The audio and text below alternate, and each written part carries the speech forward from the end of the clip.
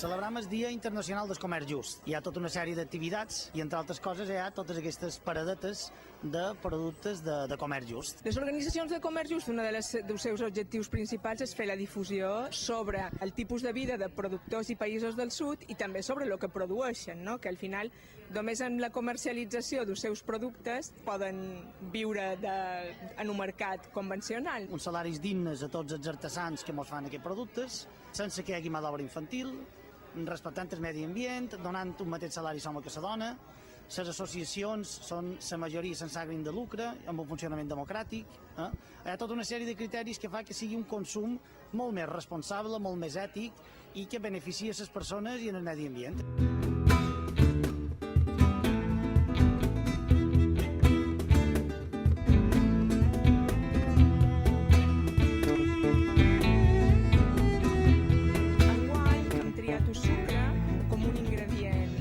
Important de la nostra cuina, és un producte que consumim molt, que ja que el consumim quan més saludable i mantengui les seves propietats millor per tots. El sucre que compram en un supermercat blanc és un sucre refinat en processos químics. El sucre de comerç just no està processat químicament, manté totes les seves propietats, és integral, molt saludable.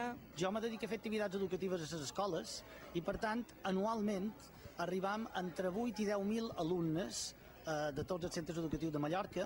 Malament sigui una petita llavor des de ben petits, convé que sàpiguen que hi ha una altra manera alternativa de consumir, una manera alternativa de viure, diríem, perquè el consum és una cosa que és un estil de viure.